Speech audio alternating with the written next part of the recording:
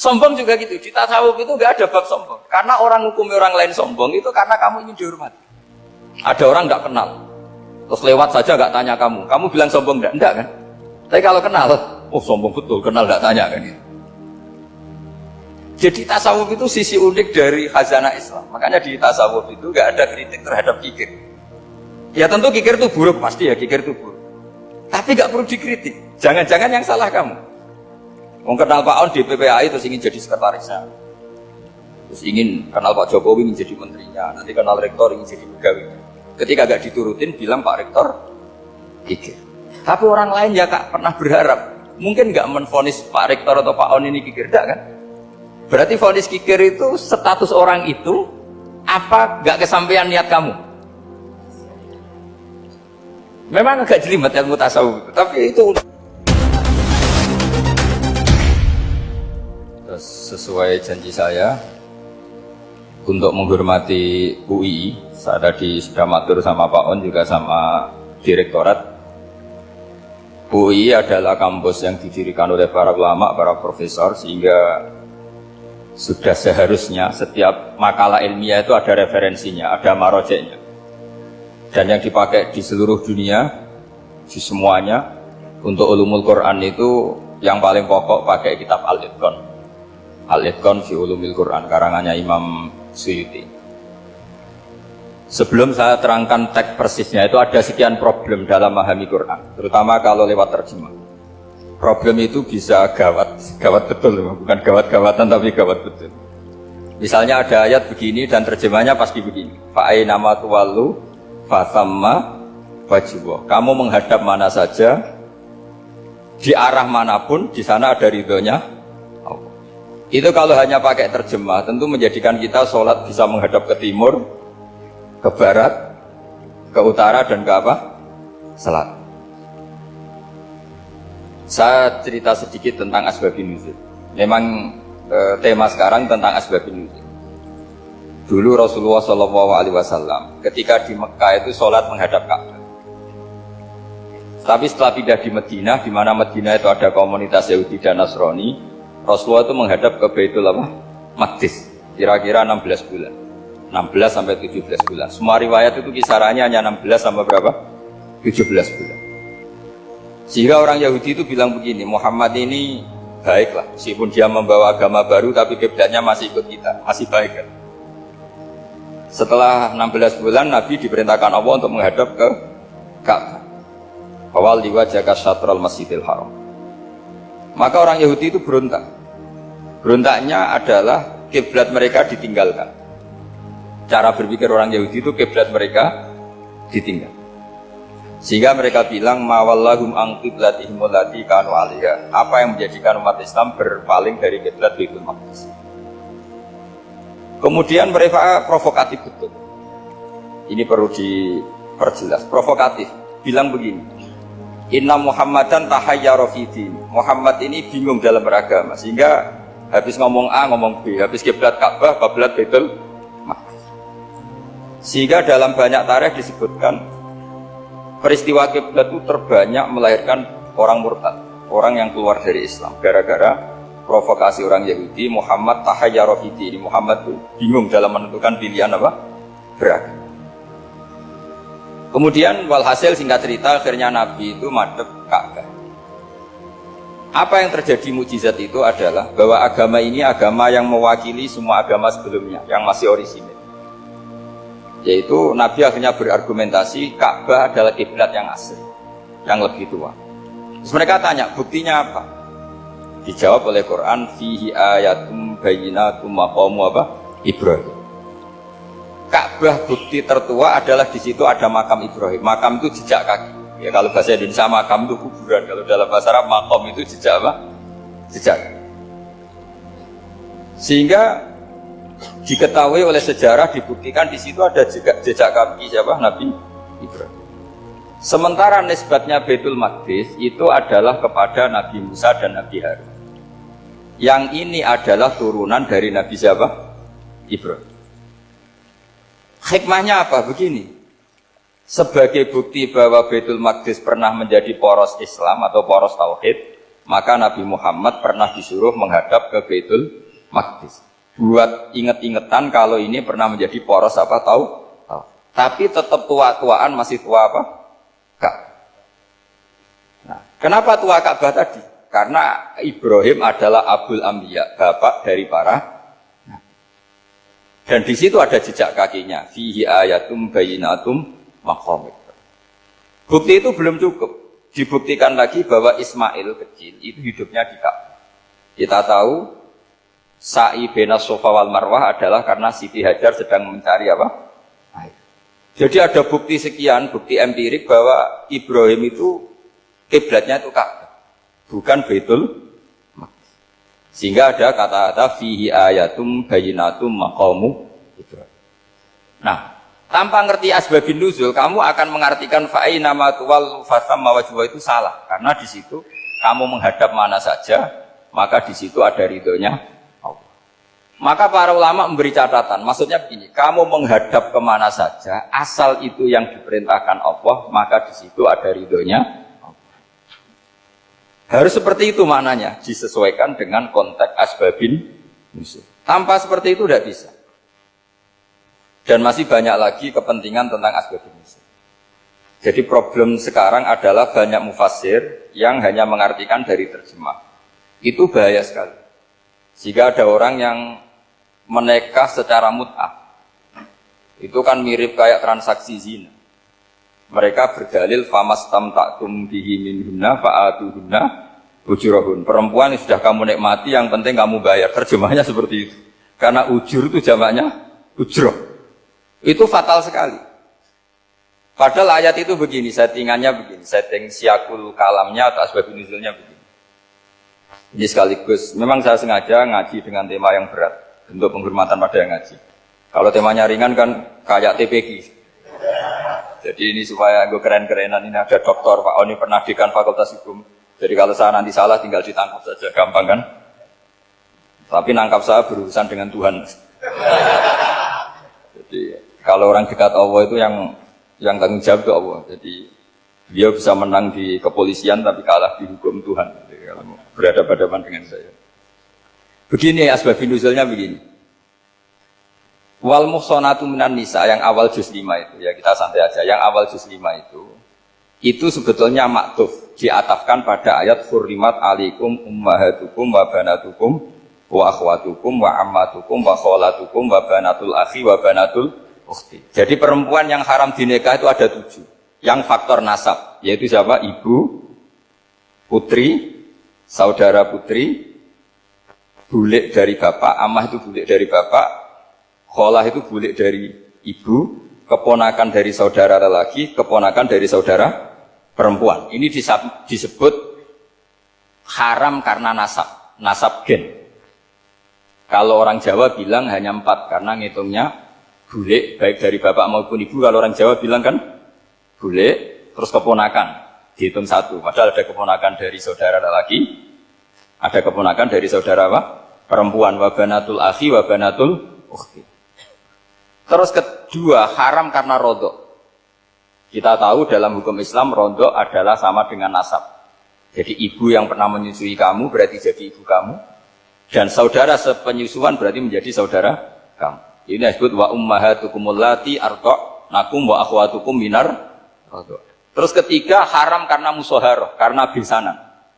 Jadi pagi ini misalnya saya nikah dengan Sri, bilang qabiltu nikaha wa taswijaha bil mar'il matur. Setelah nikah dengan Sri ini otomatis ibunya dia menjadi mertua. Otomatis haram saya apa? Nikah. Ini namanya haram karena musaharah. Atau kamu punya anak Zaid. Zaid pagi ini akad dengan Sri. Berarti Sri adalah menantu Anda. Otomatis haram bagi Anda. Itu namanya haram karena musaharah, karena bisanan. Itu yang disebut waroba apa haram-haram itu kan seterusnya itu wa ummahatun nisaikum. Apa ibu dari istri-istri kamu. Memang ini agak jelimet, tapi memang syaratnya mufassir harus biasa jelimet. Jangan hanya nyari partai, ayat-ayat untuk kepentingan partai. Wah itu ngeri. Kacau, Quran dipakai kampanye. Terus Itu berarti sudah 3 kan? Haram karena nasab, karena rodok, haram karena musoh. Terus yang keempat ini, haram yang bukan karena sebab pada seorang perempuan, tapi karena istri orang. Disebut wal muhsanatu minan nisa. Haram menikahi perempuan yang masih milik orang lain. Nah, orang lain yang menikahi ini, istilahnya Allah adalah lelaki yang menikahi perempuan ini adalah lelaki sing muhsinina ghairu musafihin, secara nikah yang sah. Nah, nikah yang sah itu begini dalam hukum fikih Islam. Saya nikah dengan Sri, kalau hanya akad, itu saya wajib bayar mahar hanya separuh. Jadi kalau saya janji bayar 1 miliar, berarti wajib bayar berapa? 500 juta. Kalau janjinya 100 juta, hanya bayar 50 juta. Itu yang wajib bil akdi. Nanti wajib sepenuhnya nunggu bil jima. Kalau sudah hubungan intim baru wajib 100%. Jadi kalau ada di Jawa, nikah dengan seperangkat alat sholat itu yang atasannya tok, itu wajib karena akad. Nanti bawaannya nunggu setelah hubungan apa? Intim. Nah, ini hukum Quran, bukan hukum saya. Makanya kan wa in talaqtumuhunna min qabli an tamassuhunna, saat terus panis huma faradtum, hanya wajib bayar setengah. Nah, perempuan yang sudah diajak hubungan intim itu kata Allah fa'atuhunna ujurahun, maka wajib kamu bayar pen. Jadi ayat itu tuh tentang perempuan yang sudah dinikah, kita harus bayar berapa? Harus bayar pen. Ini penting saya utarakan. Nah, problem kita sebagai orang Indonesia, ini juga problem Pak On, problem semua kiai. Mahar di Indonesia itu nggak bisa dibahas di Quran. Karena keterlaluan, kecilnya itu keterlaluan. Saya ini kan kiai, sering ngakatkan itu sampai bosan, seperangkat alat sholat itu ngawur sekali. Ini mbak-mbak harus nggak mau gitu. Saya provokasi minimal itu ya berapa? 100 juta berapa? Pantasnya berapa? Pantasnya berapa? 10 gram itu berapa nilainya? Kan 1 gram 500 ribu, baru 5. Ya sudah mendingan itu 10 gram. Quran itu bayangannya gini, sambil latihan, yang hafal-hafal biar latihan. Jangan dapat beasiswa karena hafal tapi nggak jelas juntrungannya. Quran itu bayangannya gini, ini nggak mungkin Quran ini bisa dibaca di Jawa. Wa in aradtum istibdala zawji makana zawji wa ataitum ihdahunna qintaran fala ta'khudhu minhu syai'a. Jika kamu nikah sama seorang perempuan, kemudian kamu cerai, maka mahar yang sudah kamu berikan jangan ambil lagi. Karena mahar di Arab itu mahal, 100 juta, kadang mobil Alphard, kadang GMC. Sehingga setelah menceraikan tuh kebayang menarik. Kok enak, dulu saya memberikan itu kan dapat servisnya, sekarang sudah saya cerai, saya tarik. Kalau mahar di Indonesia kan seperangkat alat sholat. Jadi gak kebayang ada kalimat fala ta'khudhu minhu syai'a, jangan ambil lagi. Kebayang ngambil aja enggak? Apalagi kalau nikahnya sudah 2 tahun kan sudah lusuh, sudah. Tapi kalau di Arab itu kebayang karena mahal. Makanya orang Arab suka nikah orang Indonesia karena murah. Jadi bahasa kintoron itu harta yang enggak ternilai. Wa ataitum ihdahunna kintoron. Yang enggak ternilai, mahal betul. Itu pernah saya hitung, ada yang mahar itu 400 juta, ya sekira segitu. Nah makanya setelah dicerai, Allah memperingatkan setelah kamu kasihkan, ya jangan minta lagi. Kenapa kepikiran minta? Karena jumlahnya besar. Kalau di Indonesia kepikiran nggak minta, nggak kepikiran, saking kecilnya. Seperangkat alat sholat, kadang 1 juta. 1 juta itu setelah hubungan intim, sebelumnya yang wajib hanya 500. Itu kan nggak kebayang. Makanya susah ngartikan Quran di Indonesia, kadang susah karena kadang terlalu. Itu pernah Sayyidina Umar radhiyallahu anhu pernah bilang begini, wahai para perempuan, mahar itu jangan mahal-mahal, kasihan para lelaki. Itu ada perempuan alimah, ya orangnya alim betul, meskipun nggak pernah sekolah di UI, tapi alim itu. Itu usul langsung gini, ya Amirul Mukminin, laisa dzalika laka ya Amirul Mukminin, waqad qala ta'ala wa ataitum ihdahunna qintaran. Kamu hanya seorang Amirul Mukminin, tidak berhak bikin aturan pembatasan mahar. Allah saja tidak batasi, kenapa kamu batasi? Sehingga dulu yang namanya nikahnya Sulaiman Agung atau Jamaluddin siapa Ratu Agung, kalau hadiah ya sampai tas mahal itu. Ini kan dari bahasa Arab mumtaz mahal, mumtaz itu istimewa, mahal itu Dia punya istri yang sangat dicintai, dikasih hadiah mumtaz mahal. Terus ilat Jawa jadi apa? Tas mahal. Itu sama Mujidul Albab kalah. Itu kalau cerai kan kepikiran minta lagi. Dikasihkan yang baru. Tapi kalau di Indonesia tidak mungkin karena apa tadi? Seperangkat alat sholat. Begitu nyari yang murah lagi. Yang bagus kitanya, bungkusnya yang bagus. Nah, maka nggak mungkin kita maknani Quran tanpa mengenal yang bernama asbabin. Karena makna ayat itu bisa kacau kalau kita tidak tahu asbabin. Yaitu kayak tadi makna fa'ina ma tuwallu fasamma wajhu. Itu maknanya kan kamu menghadap mana saja, boleh saja di sana ada ridhonya Allah. Berarti kan bisa ke timur, ke selatan, ke utara, ke barat. Itu bahaya betul. Sehingga kata ulama harus mengkaji asbabin supaya porsi ayat ini sampai semana jauhnya itu kita tahu. Tanpa tahu itu tidak bisa. Begitu juga menyangkut kiblat. Sekarang saya tanya, kemarin kan ramai dulu Kemenak, kiblat semuanya diukur dengan GPS, terus beberapa masjid dikomentari salah karena diukur pakai apa? GPS. Kalau dalam bahasa Falak disebut yauma rasdil kiblat. Memang bisa diilmukan. Tapi pertanyaannya begini, dari awal Allah ngedikan fawalli wajhaka syatral masjidil haram. Kamu yang penting sholat menghadap masjid. Masjid itu ya bangunan. Sehingga kata Ibnu Abbas yang diriwayatkan banyak ulama mengatakan Al-Ka'bah kiblatun li ahlil masjid wal masjid kiblatun li ahlil haram wal haram kiblatun li ahlil masyriq wal maghrib. Jadi kalau orang di dalam masjid kiblatnya harus Ka'bah. Di luar masjid kiblatnya asal bangunan Masjid Haram. Tapi di luar sini kayak di Indonesia boleh semua tanah. Kenapa begitu? Kata Ibnu Abbas karena Quran turun bilisanin Arabiyyin. Jadi kalau orang Jogja kalau mau ke Jakarta arahnya kemana? Barat. Itu sebetulnya ketika Anda ke barat itu persis Jakarta apa bisa saja lepasnya itu Pangandaran. Tapi orang itu akan bilang kalau ke barat ya ke Jakarta. Meskipun presisi Anda tepatnya di Pangan.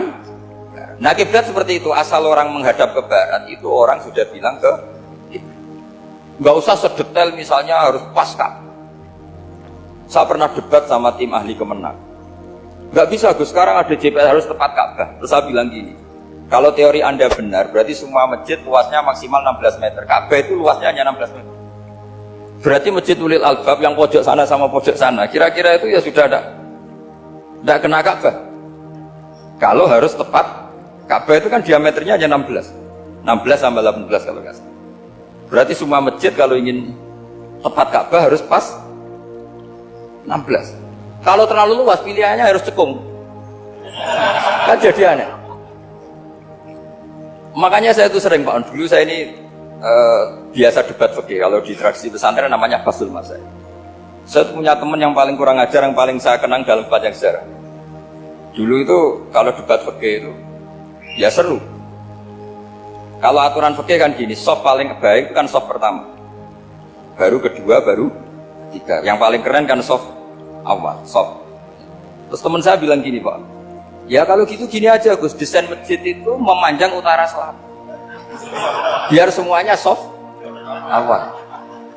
Gara-gara didesain begini kan ada soft 2, soft 3. Apa susahnya kita bikin mulai awal supaya masjid memanjang utara apa? Selatan, supaya semuanya soft awal.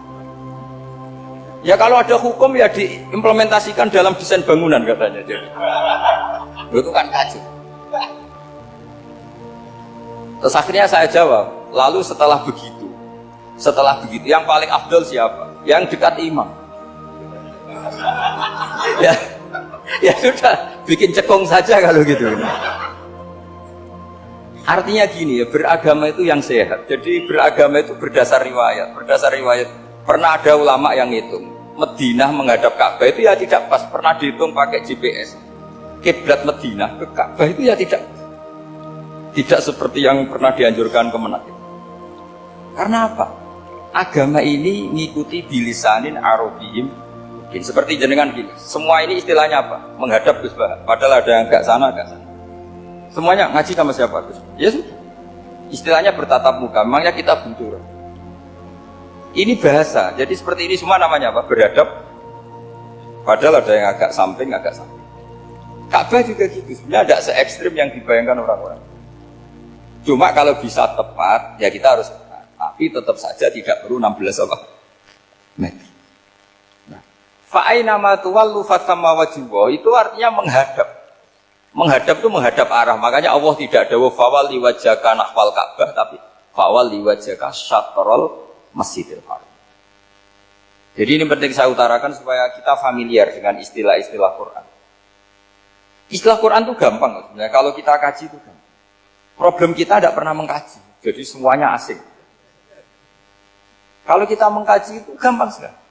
Saya punya sekian cerita betapa pentingnya mengkaji Quran. Harun ar-Rasyid itu dinasti Bani Abbasiyah. Itu pinter sekali. Ada seorang ustadz yang agak ekstrim. Itu datang ke Harun ar-Rasyid. Ya Amirul Mukminin, inni nasihun laka famusaddidun alaika.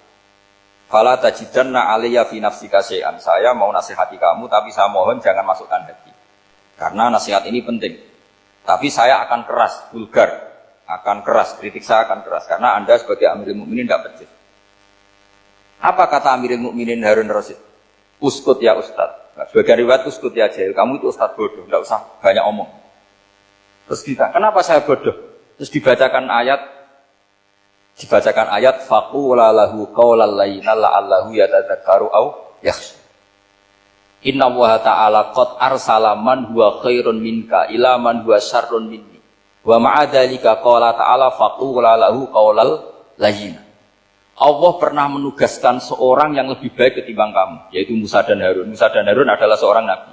Kepada orang yang lebih buruk ketimbang saya, yaitu Fir'aun. Itu saja etikanya faqula lahu qaulal layyinan. Kamu kalau ngomong yang halus, yang baik, yang berperadaban, kok kamu sama saya mau kasar? Akhirnya ustadznya ternyata pinter kamu, ya pinter aku. Jadi semudah itu. Allah itu menugaskan orang yang lebih baik ketimbang kamu, yaitu Nabi Musa. Kepada orang yang lebih buruk ketimbang saya, yaitu Fir'aun. Itu saja ada etikanya. Kok kamu sama saya mau tambah etika? Mau main kasar hanya karena kamu merasa nasihat Anda benar? Jadi gampang sekali memahami Quran. Tapi lagi-lagi memang bagi ahlinya. Tapi ini saya bantu supaya sampean jadi ahli apa? Quran. Meskipun ngajinya sebulan sekali. Sudah sebulan sekali tidak punya kitabnya. Sudah. Jadi ulama dulu kalau belajar Quran itu gampang. Saya berkali-kali cerita. Yang kitab saya baca di rektorat namanya Syajaratul Ma'arif. Itu kalau cerita bikin judul itu enak sekali. Babuna fil ibad bikulil bilad. Bab seseorang di mana saja hidupnya harus bermanfaat. Terus dalilnya itu hanya mengutip makalahnya Nabi Isa wa ja'alani mubarakan ainama kuntu. Ciri utama seorang nabi apa? Saya di mana-mana adanya berkahi orang lain. Jadi berkah bagi orang lain. Maksudnya tidak jadi problem bagi orang lain. Artinya kamu hidup entah di Jogja seperti Pak Ono orang Jember, saya orang Kembang. Hidup di Jogja manfaat, di Jember ya manfaat, di mana-mana manfaat. Saya pernah di Korea seminggu ya manfaat. Saudara kita TKI yang di Korea manfaat, di sana bikin masjid, bikin apa. Karena ngendikane Allah menceritakan Nabi Isa siapa? Wa ja'alani mubarakan ainama kuntu. Saya adalah orang yang di mana-mana berkah. Artinya manusia eksistensinya harus seperti itu, hidup di mana saja. Gampang sekali memahami. Pernah Imam Syafi'i ditanya, kalau kamu nggak kehilangan air, atau nggak ada air di satu daerah, cari-cari dulu. Sampai nggak ketemu. Setelah nggak ketemu air, baru kamu boleh tayam. Imam Syafi'i ditanya, apa dalilnya harus mencari dulu? Kalau nggak ada air ya langsung tayamum saja. Kenapa harus nyari-nyari dulu? Jawabnya Imam Syafi'i itu gampang sekali. Qala ta'ala falam tajidu ma'an. Kemudian kamu tidak menemukan air. Di mana-mana tidak menemukan setelah mencari. Kalau belum mencari namanya tidak tahu. Kan ayatnya kan falam tajidu ma'an. Kemudian kamu tidak menemukan air. Tidak menemukan tuh nyari dulu apa langsung ambil sikap? Nyari dulu baru kesimpulannya tidak ketemu. Kalau belum pernah nyari namanya tidak tahu. Segampang itu ulama dulu memahami Quran karena konstruksinya utuh. Yaitu mereka tahu betul bahwa Quran itu bilisanin Arabiyim. Ketika Futuhat Syam dulu itu dikuasai tentara Romawi. Era Sayyidina Umar Futuhat. Yerusalem dikuasai tentara Islam. Itu awal Sayyidina siapa? Umar radhiyallahu anhu. Ketika Futuhat, mau ada pesta besar-besaran. Tapi Umar menolak. Ketika menolak, kenapa Anda menolak? Beliau hanya membaca ayat Innallaha ta'ala ayyara qauman faqala adhabtum thayyibatikum fi hayatikumud dunya. Allah itu mengkritik satu komunitas kaum yang zaman di dunia menghabiskan semua kenikmatan. Maka kita tidak perlu syukuran besar-besaran. Jangan-jangan jatah kita di akhirat kita habiskan di dunia. Itu adhabtum thayyibatikum fi hayatikumud. Semudah itu. Semudah itu ulama. Rasulullah pernah dahar, pernah makan. Makan karena 3 hari gak makan, kalau di Indonesia gak makan nasi, gak makan daging, sudah lama sekali. 3 hari Nabi itu hanya makan kurma dan air putih. Pernah Nabi gak makan roti sampai 3 hari. Kalau Indonesia mungkin gak makan nasi.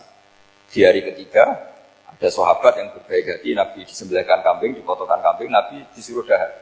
Itu baru dahar setengah piring, Nabi berhenti. Ketika ditanya, setengah piring itu kan sudah kuat. Untuk sholat, untuk apa sudah kuat. Ditanya, ya Rasulullah kenapa berhenti? Bukankah engkau tidak makan ini 3 hari? Nabi menjawab, walatus alunna yawma idzin anin naim. Semua nikmat yang saya rasakan nanti ada pertanggungjawabannya. Makanya saya tidak ingin banyak-banyak. Wah itu kalau diterapkan di sini nggak populer. Makanya saya tahu gayanya ngaji Quran itu nggak siap dengan konsep-konsep Quran itu. Jadi segampang itu orang dulu. Nah karena apa ya itu tadi? Mereka tahu asbabun nuzul. Quran itu diturunkan dalam konteks apa? Lafat ini arahnya kayak apa? Mutlak muqayyadnya kayak apa? Muhkam mutasabihnya kayak apa? Nasah mansuhnya kayak apa? Nah sedikit saya cerita ini mungkin contoh terakhir supaya agak lama-lama, nanti bingung kalau lama. Yang bingung ya saya. Bingung cara memahamkan. Jadi kalau guru itu kan bingung cara memahamkan. Kalau murid bingung cara memahami. Gak tahu tingkat kebingungannya sama. Kalau guru itu bingung cara memahamkan. Kalau murid bingung cara. Jadi ini pertemuan 2 kelompok bingung. Jadi yang satu bingung cara memahamkan, yang satu bingung cara. Kalau orang ekstremis bingung cara merusak suasana. Itu gak benar itu. Ada loh. Rasulullah itu nabi. Itu paling pusing yang ngadepi orang-orang yang ekstrem. Karena apa? Cara berpikir itu lompatannya itu enggak tertib.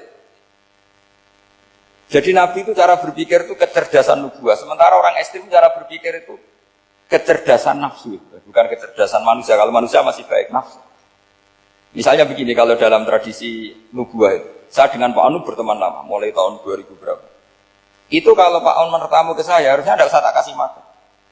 Karena sudah dekat. Tapi kalau kenalan baru itu dikasih makan, disangoni. Jadi Nabi itu perilakunya agak unik. Akhirnya ada orang yang cara berpikir itu dangkal. Ya Rasulullah ini tidak fair. Yang iman lama tidak diservis, yang iman baru diservis. Cara berpikir Nabi begini. Orang Ansor itu kan sering memberi Nabi. Perjuangannya Nabi ditopang orang apa? Ansor. Donatur lah, kira-kira orang Ansor itu donatur. Donatur itu keren. Karena donatur itu artinya al-yadul ulya khairum al-yadis. Sehingga ketika Nabi sudah menguasai negara, menguasai Mekah, Madinah, sudah futuhat, itu orang Ansar tetap nggak diservis. Yang diservis Nabi itu orang-orang baru masuk Islam, disebut wal mu'allafati qulubuhum atau Islam mu'allaf. Ada 1-2 orang yang protes, tentu yang nggak pinter, tukang protes pasti tidak pinter. Wong iskal-iskalnya sendiri, otaknya nggak sampai-sampainya sendiri, orang lain disuruh jawab. Makanya di sini tidak ada tanya jawab, nanti iskal-iskal kamu sendiri, bingung-bingung kamu sendiri, saya disuruh jawab. Berarti Gus Pak gak mau ditanya, ya memang gak mau, karena tadi jawab sendiri aja, nanti pinter sendiri, kapan-kapan pinter sendiri. Akhirnya tanya begini, cara tanya gini, ya Rasulullah, ini gak fair. Orang sudah Islam lama setelah negara terbuka milik Anda, setelah kita menang, setelah kita menguasai negara, tidak kamu servis. Sementara yang baru Islam kamu, Nabi itu bertanya senyum-senyum, rileks saja. Lama-lama tambah ekstrim pertanyaan. Kata Umar, ya Rasulullah saya beri izin untuk membunuh orang ini. Umar itu pikirannya karena mangkel loh Nabi. Nabi jangan. Kalau kamu bunuh, nanti apa kata orang banyak? Inna Muhammad dan yaqtul ashabah. Dikira Muhammad membunuh sahabatnya sendiri. Nabi masih mendengar. Komplainnya masih dengar. Lama-lama Nabi memberi penjelasan. Kamu ini orang Ansor.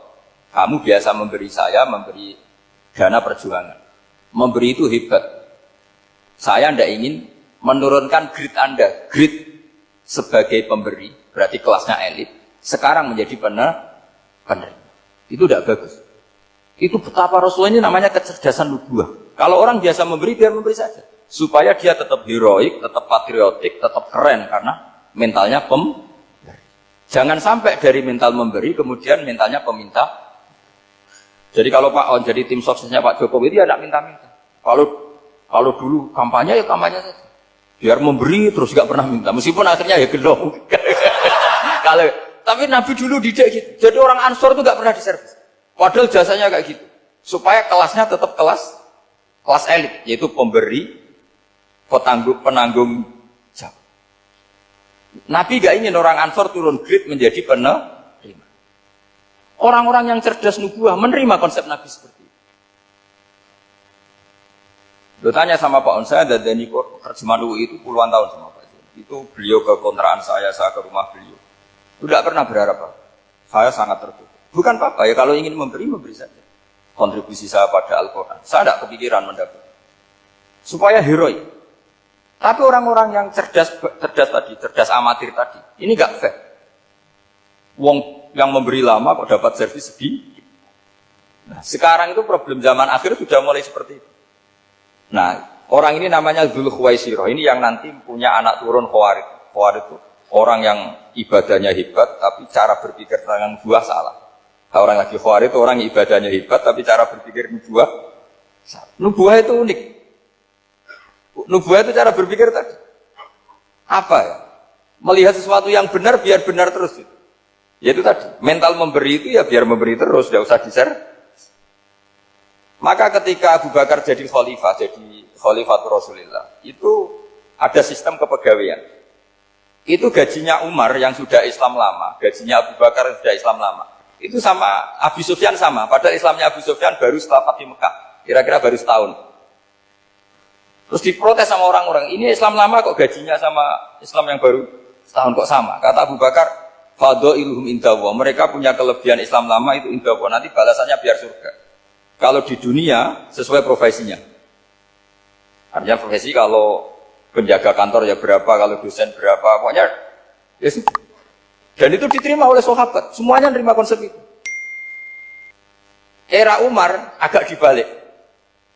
Abu Sufyan kira-kira gajinya 1 juta, yang lainnya yang menangi Nabi mulai awal gajinya 10 juta. Ditanya, ya Umar, kenapa ini jadi rubah seperti kebijakan Abu Bakar, tidak seperti Abu Bakar? Jawabnya Umar lucu. Fawwala usawwi baina man qatala Rasulullah wa baina man qatala ma'a Rasulillah. Demi Allah saya tidak akan pernah menyamakan orang yang dulu merangi Rasulullah, yaitu Abu Sufyan, dengan orang sing selawase dari Rasulullah, yaitu Sayyidina Ali dan sebagainya. Ini penting. Artinya ketika gajinya orang saya seperti Ali radhiyallahu anhu, itu tinggi itu bukan karena lamanya Islam, tapi karena lamanya iman. Jadi mulai dulu ijtihad itu ada, dan dulu dia biasa saja. Karena tadi ada kecerdasan nubuah, saya ulang lagi, ada kecerdasan apa? Sekarang itu kecerdasan tomak atau kecerdasan nafsu. Itu kalau sampai ngaji kitab tasawuf, itu bab bakhil itu tidak ada. Menurut kitab tasawuf, medit itu tidak ada, kikir itu tidak ada. Yang ada itu tomak. Tomak itu berharap dikasih orang lain. Sampean pernah enggak bilang kalau artis-artis di Jakarta kikir? Enggak pernah kan? Karena kamu enggak pernah ingin diberi.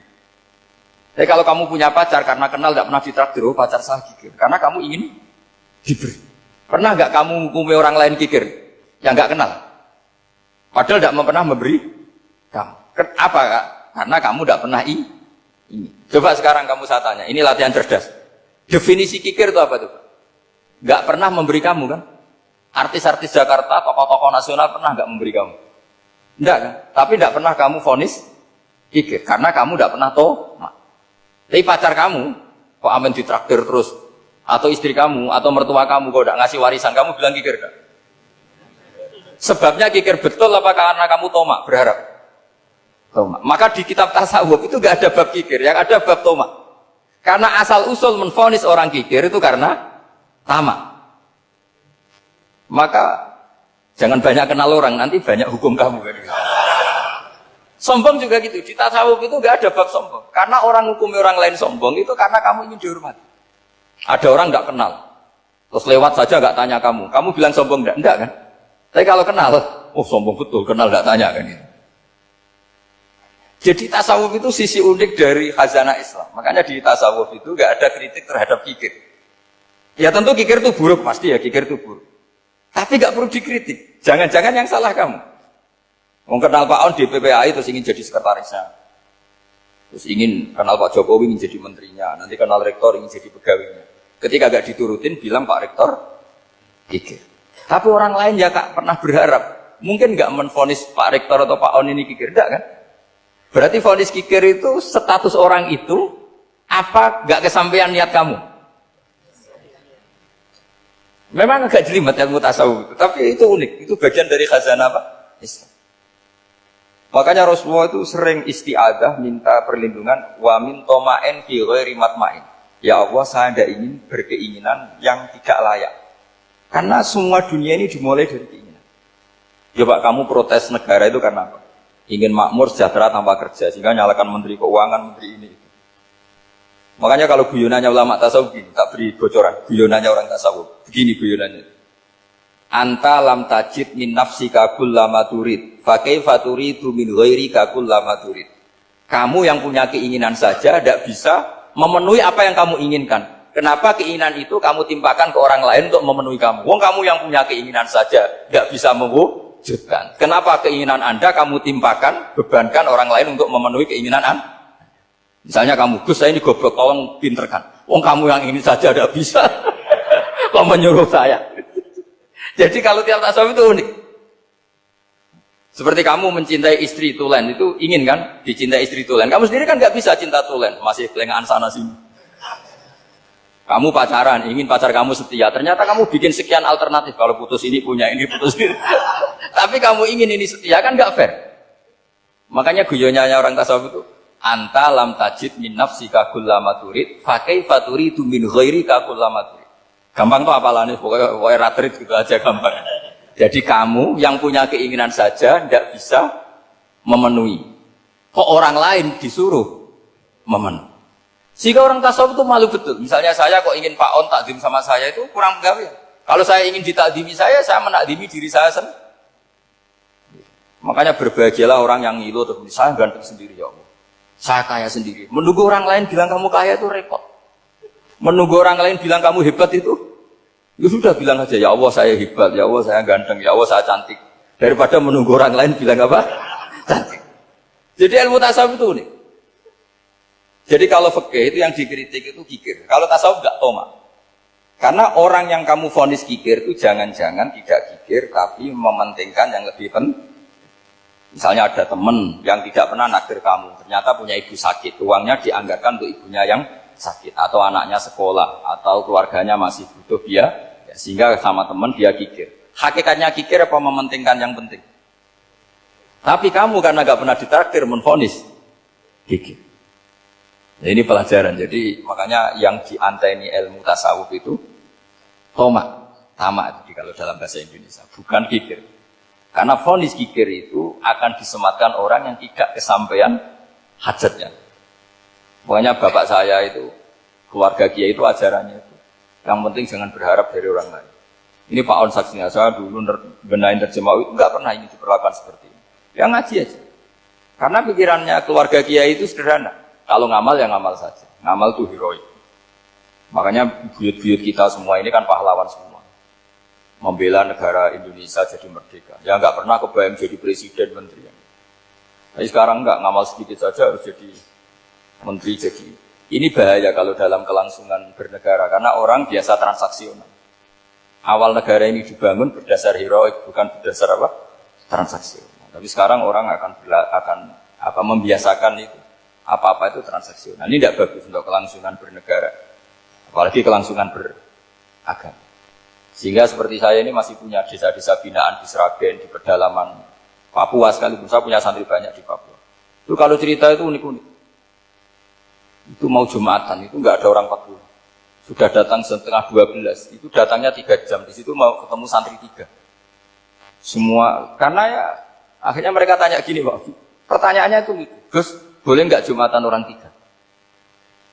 Secara fikih Syafi'i kan harus orang 4. Boleh. Kemudian mereka tak bilang, buat sholat duhur saja. Mereka nggak mau. Wong Jumat-Jumat kok duhur. Harinya kan Jumat, masa sholatnya? Sehingga kita-kita yang jadi kiai akhirnya nyari fikul madhabil arba. Nyari fikih madhab. Ternyata Imam Malik membolehkan orang 6. Ada yang bilang 12. Yang penting keceluk jampun. Jampun itu kelompok. Kalau 3 kan belum keceluk apa? Belum disebut apa? Kelompok. Ini penting saya utarakan supaya kita berjuang itu bukan karena sefri seperti ini kayak di Ulil Albab, masjidnya keren, kampus swasta tertua, terus termasuk nomor 1-2 di Indonesia. Oke, kita syukur dengan kebesaran ini. Tapi yang namanya dakwah itu menjadikan orang tidak tahu menjadi tahu, termasuk kepada desa-desa tertinggi. Sama, yang namanya menteri itu pembantu presiden untuk memenuhi kebutuhan rakyat banyak. Sekarang misalnya menteri pertaniannya itu hebat, cerdas, tapi petani nggak mau nandur padi, mau apa itu? Coba yang membantu ketahanan pangan itu para petani mau nanam padi apa karena menteri pertanian? Karena petani mau nanam. Ya sudah GR saja, kita pembantu presiden semua. Karena ikut menyumbangkan ketahanan pangan. Tapi kamu kan nggak digaji, kita keren, ngamal tanpa harap gaji. Ini penting supaya Anda itu nggak hati kecil gitu. Ikut menyumbang negara tanpa ingin dapat gaji. Keren enggak? Nah itu nubuah. Apa? Nubuah. Orang Ansor itu seperti itu. Sehingga ketika Rasulullah wafat dan ada kompetisi kepemimpinan, itu orang Ansor gak ikut. Sudah kita makmum saja, silahkan dibagi di saking baiknya orang Ansor. Nah, makanya saya ulang lagi ya. Kecerdasan nubuah ini yang gak difahami orang Khawarij. Orang Khawarij cara berpikir yang kerja banyak harus dapat banyak. Sementara kecerdasan nubuah enggak. Yang biasa memberi, terus memberi saja, biar derajatnya tetap al-yadul ulya. Bismillahirrahmanirrahim. Ini saya baca supaya dapat berkahnya ulama-ulama dulu. Karena ini dikarang oleh ulama yang dipakai rujukan seluruh dunia. Begini, qala Ibnu Taimiyah ma'rifatu sababin nuzuli yu'inu ala fahmil ayat. Jadi mengenali asbabin nuzul itu membantu memahami secara benar ayat itu. Karena tadi kalau ayat itu dipotong itu maknanya bisa kacau kayak tadi famastam ta'tum bihi minhunna fa'atuhunna ujurahun. Kalau diterjemah itu kan mendukung kawin mutlak. Kalau terjemahnya saja perempuan siapa saja yang pernah kamu nikmati, yang penting kamu bayar, itu kan aliran sesat dan menyesatkan. Itu konteks asbabun nuzul tidak seperti itu. Perempuan yang sudah menjadi istri kamu, seorang lagi perempuan yang sudah menjadi istri kamu, jika sudah kamu hubungan intim maka maharnya harus dibayar penuh. Tapi kalau belum hubungan intim maharnya hanya wajib separuh. Fanis suma farotum illa ayafuna au ya'fualladzi biyadihi uqdatun nikah. Tapi tadi kalau di Indonesia gimana Gus? Itu yang repotnya. Maharnya itu tadi mau kena atasan dan apa? Bawahan. Wah kacau kalau di Indonesia. Sehingga kita bingung kalau dalam logika Arab kan gitu. Bayangannya kalau cerai, kata Allah fala ta'khudhu minhu syai'an. Harta yang sudah kamu berikan ke istri jangan diambil lagi. Sampai dilarang ngambil itu karena jumlahnya banyak sehingga kepikiran ngambil. Kalau di Jawa nggak usah dilarang, sudah tidak akan ngambil karena rukuhnya sudah lulus. Itu susahnya baca Quran di Jawa ya. Karena dari awal maharnya terlalu apa? Kecil. Terus beliau Imam Suyuti termasuk di sini menyontohkan yang pasti salah kalau difahami yaitu tadi ayat apa itu fa'inama tuwallu fastamman apa? Wajib. Jadi beliau terus meringatkan betapa pentingnya mengenali asbabin nuzul. Karena asbabin nuzul itu gampang. Saya ulang lagi, asbabin nuzul itu gampang. Gampangnya begini ya, kan ada satu peristiwa. Misalnya begini, Rasulullah itu kan mengkritik penuhanan Lata dan Uzza. Berhala-berhala itu dituhankan, dikritik sama Rasulullah. Kemudian mereka begini, karena mereka biasa personifikasi Tuhan. Muhammad, kalau Tuhan itu tidak Lata Uzza dan itu terbuat dari batu, lalu Tuhan Anda itu dari apa? Amin fiddotin audhabin. Lalu Tuhan Anda ini dari emas apa dari perak? Karena mereka nggak bisa membayangkan Tuhan tanpa dipersonifikasi. Terus Allah menurunkan qul huwallahu ahad, Allahus Somad lam yalid wa lam yulad wa lam yakul lahu kufuwan ahad. Karena otaknya mereka sudah begitu, yang namanya Tuhan itu harus dipersonifikasi. Makanya saya kemarin di Korea seminggu, cerita yang paling unik gini Pak On, ada bos Islam, ada bosnya TKI yang baik. Mereka mengizinkan pekerjanya sholat. Bareng sholat tuh diingeti ke atas ke bawah, kok gak ada arcanya. Sehingga setelah sholat dibilang, apa saya berikan berhala sekalipun? Karena gak kebayang ada orang sholat kok tanpa berhala, tanpa Tuhan. Yang kamu sembah itu mana? Kok gak ada? Apa tak belikan? Jadi unik. Nah teman saya yang satu unik lagi, dia termasuk pegawai Garuda yang derekno saya ke Korea itu orang pegawai Garuda. Dia karena orang kaya biasa ke Eropa kemana-mana itu. Singkat cerita dia sholat di mall karena nganggep Korea itu sudah negara maju kayak Eropa. Setelah sholat di mall pas asar itu, security-nya nelpon polisi. Pak polisi di sini ada ritual teroris. Jadi kalau menamakan sholat itu ritual teroris. Jadi artinya apa? Ritual-ritual yang kita lakukan itu macam-macam cara pandang. Orang ateis itu kan Cina kan Korea itu kan ya Cina lah, Korea, Jepang, RRC itu kan sipit. Itu ya yang namanya ibadah sembahyang harus ada patungnya atau ada arcanya atau ada benda-benda. Orang Islam kan nggak ada sama. Makanya mereka itu kok bisa? Nah, problemnya kita, saya ulang lagi, ini problemnya. Problemnya kalau ada itu ya repot. Begini misalnya, ini masih tentang asbabun nuzul. Ini contoh terakhir tentang masih asbabun nuzul. Umar radhiyallahu anhu, sahabat Umar itu kalau mencium Hajar Aswad itu sambil gedumel. Tidak berdoa tapi gedumel. Masyhur. Itu ada di Bukhari. Alim tu annaka hajarun la tadur wa la tanfa walau la anni ra'aitu Rasulullah wa qabbalaka ma qabbaltuka. Saya tahu loh. Nyium Hajar Aswad dicium tapi sambil gedumel. Saya tahu loh kamu hanya batu, enggak mandoroti, enggak manfaati. Kamu jangan GR, saya cium itu jangan GR. Kalau saja saya tidak melihat Rasulullah mencium kamu, maka saya ada sudi nyium kamu. Dah gitu aja. Itu tiap nyium Hajar itu tidak doa. Kalau kamu kan enggak minta kaya, minta macam-macam. Kalau Umar malah gitu.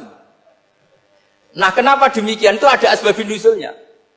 Umar itu saksi sejarah. Ketika Rasulullah Fathi Mekah, Nabi kan tawaf terus mencium Hajar. Itu di belakang masih banyak orang kafir. Kebetulan Umar masih di sana. Sudah Islam Umar, tapi dia di belakang. Dengar orang-orang kafir, Muhammad itu aneh. Katanya melarang nyembah batu. Ternyata dia nyembah batu.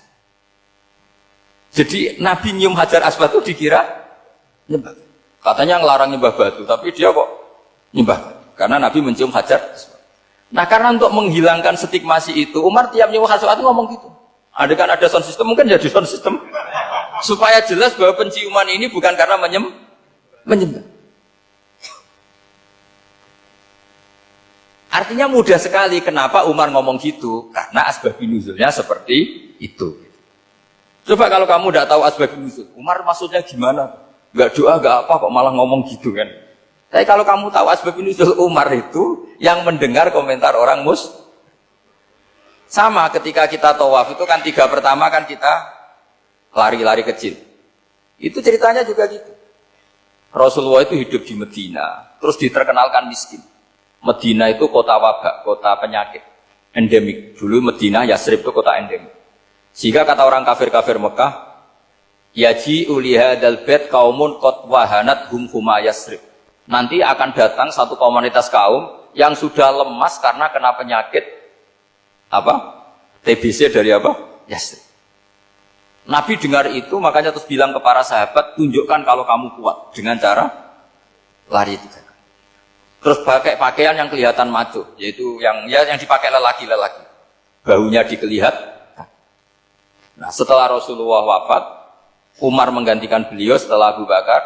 Umar bilang gini, sebetulnya tawaf seperti ini, yaitu lari pertama 3 putaran pertama lari dan memperlihatkan pundak seakan-akan orang maco itu sudah enggak perlu. Karena alasan itu sudah tidak ada. Tapi ini tinggalan Rasulullah, maka jangan rubah ya, tetap seperti ini. Akhirnya meskipun sudah tidak ada alasan tadi menjawab stigmasi orang kafir, tetap tawaf seperti itu. Jadi memang agama itu unik. Kadang kita harus tahu alasannya, tapi alasan itu kalau menjadi mahatul hukmi, pijakan hukum sah. Misalnya kamu terus bilang gitu, ya berarti tawaf sekarang bebas, gak perlu seperti itu. Karena alasan itu sudah ada. Tidak ada. Nah di sini pentingnya riwayat. Riwayat itu begini, logikanya sudah nggak ada, tapi kaifiah itu, cara itu masih kita terus. Dan itu memang, saya ulang lagi, harus tahu asbabun nuzul. Saya beri contoh ya misalnya, wa idza darabtum fil ardi falaysa 'alaikum junahun an taqsuru minas shalah. Terus ayat di mana? In khiftum ayyaftinakumul ladzina kafaru. Jika kamu pergi dalam keadaan takut ditangkap orang kafir atau takut diculik orang kafir, maka kamu boleh mengqasar salat. Itu jelas ada ayat in khiftum ayyaftinakumul ladzina kafaru. Jika kamu takut diculik orang kafir. Sehingga ketika ba'da Fathi Mekah, setelah Mekah dikuasai Islam, Umar tanya, ya Rasulullah, kenapa engkau masih sholat qasar? Bukankah kita sudah aman?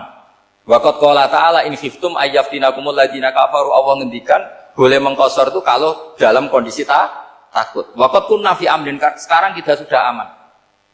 Jawabannya Rasulullah itu unik. Ya Umar, hadhihi shadaqatun faqbalu shadaqah. Ini sedekahnya Allah, bonus, sudah terima saja, enggak usah catatan-catatan gitu. Sehingga era Umar ya ada lagi yang tanya Umar begitu. Kata Umar, sa'altu dzalika Rasulullah sallallahu alaihi wasallam faqala hadhihi shadaqatu wa faqbalu shadaqah. Sudah ini bonus dari Allah, terima saja. Ini kan unik. Padahal kalau secara disiplin ilmu kan begini. Kamu boleh mengqasar sholat kalau dalam bepergian dan dalam keadaan takut. Logika hukumnya kalau tidak takut, tidak usah. Sama seperti begini. Kamu kalau pergi jauh seperti saya Pak On, itu ngosor sholat apa enggak? Ngosor kan? Alasannya kalau kosor itu, kalau pergi itu masyakot, repot. Sekarang pergi kita pakai Alphard, pakai Innova, bawa uang, disupirin, itu masyakot enggak? Enggak kan? Tetap boleh jamak enggak?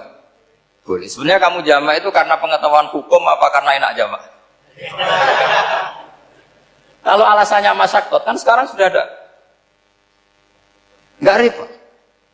Ya sudah pakai hadis tadi, ini hadiah, terima saja. Jadi makanya agama itu riwayat. Tapi ada saja ulama yang agak-agak balik loh. Agak balik gini, banyak juga ulama misalnya gue gawe, ibunya sakit terus ribet jamak sholat. Kenapa? Ribet ngurmat ibu. Makanya ada saja kiai yang gue gawe mantu itu terus jamak sholat, tapi jangan ikuti. Tapi ada saja karena alasannya jamak itu karena apa? Repot. Ya ada saja, tapi ya jangan ditiru. Cuma saya ini cerita, analisis hukum itu memang agak-agak unik. Jadi tadi, kadang Nabi itu ditanya, ya Rasulullah, kita dulu boleh jamak qasar ini kan karena in khiftum ayyaftinakumul ladzina kafaru, takut diancam orang kafir. Sekarang aman, kenapa tetap jamak? Jawabannya Nabi, ini hadiah, terima saja. Ya ada sahabat yang bantah, kenapa Nabi? Allah itu zat yang baik. Kalau sudah ngaji bonus nggak pernah ditarik lagi. Makanya Nabi kalau berdoa itu unik. Ya, siapa yang disiksa di dunia karena dosanya, fawahu akramu min ayyus sanniya uqubatahu fil akhirah. Kalau ada orang salah kok di dunia sudah dikasih sanksi, Allah itu lebih mulia untuk mengulang nanti di akhirat. Akram itu Allah terlalu mulia, maksudnya orang kepikiran wis males ya selesai, tidak akan di. Kalau sampean kan enggak, masih ingin lagi. Jadi itu cara berpikir nubuah. Jadi berpikir nubuah itu beda. Ada orang pas sujud diinjek sama orang fasik. Diinjek, kemudian si yang sujud tadi, wa la yaghfiru wa laka, demi Allah tidak akan ngampuni kamu. Itu langsung Allah memberi wahyu sama Nabi di zaman itu. Bilangin yang sedang sujud itu, dia harus minta maaf sama saya, kata Allah. Man dzalladzi yata'alla ala fulan. Dia bersumpah bahwa Allah tidak akan memaafkan orang itu. Itu harus diralat. Nabinya iskal, kenapa ya Allah? Yang Tuhan itu saya ini punya sifat dua, bisa menyiksa dan bisa memaafkan. Kenapa dia milih sifat saya satu tidak memaafkan? Akhirnya apa? Orang yang nginjek tadi sama Allah dikasih tobat dan jadi orang soleh. Jadi itu makanya kamu nggak boleh jadi orang ekstrim nyifati Allahnya satu. Nggak boleh, Allah tetap bisa yaghfiru liman yasha wa yu'adzibu man yasha. Sifatnya Allah dua ya tetap dua, nggak boleh kamu pilih satu. Misalnya kamu kan biasanya gini, yang ghafur untuk kamu, yang sadidul uqab untuk orang lain. Mesti kelakuannya sama kan begitu. Nggak boleh seperti itu. Rasulullah kayak apa bencinya sama Wahsy? Karena Wahsy itu qatilul Hamzah. Yang membunuh Sayyid Hamzah siapa? Itu bencinya bukan main Rasulullah. Sampai maksud-maksud Nawasi. Tapi sama Allah malah diturunkan ayat laisa laka minal amri syai'un aw yatuba alaihim aw yu'adzib. Muhammad, meskipun kamu kekasih saya itu tidak wilayah kamu, maafkan atau enggak, terserah saya kata Allah. Ternyata betul, malah Wahsy dikasih tobat. Nah sekarang enggak, orang itu nyifati Allah sama orang lain sadidul iqab, kalau sama dirinya enggak boleh seperti itu. Allah ya sifatnya tetap dua. Jadi boleh kamu misalnya berdoa, ya Allah mbak yang cantik itu semoga dapat jadi istri saya. Mbaknya juga boleh berdoa, ya Allah naudzubillah min dzalik. Jadi ini adu kekuatan, nanti terserah, nanti Allah pihak yang mana. Kayaknya pihak yang perempuan. Karena kasihan kan kalau cantik dapat orang apa? Jelek. Saya tuh andaikan boleh fatwa fikih, yang saya haramkan tuh orang jelek dapat orang jelek. Karena kasihan anak-anaknya, tahu-tahu jelek banget. Jadi kan kasihan itu. Jadi dalam Islam itu seperti itu. Jadi apapun benci kita sama musuh kita, Allah bisa saja memperlakukan musuh kita secara baik. Karena Allah itu yaghfir.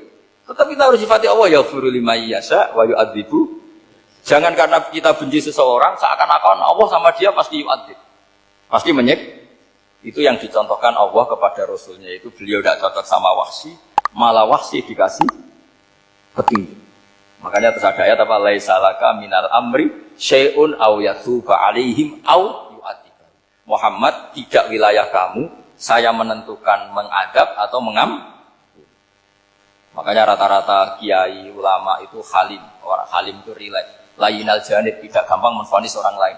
Biar Allah tetap dengan sifatnya yaf'alu ma yasha, bahwa Allah bisa melakukan apa saja.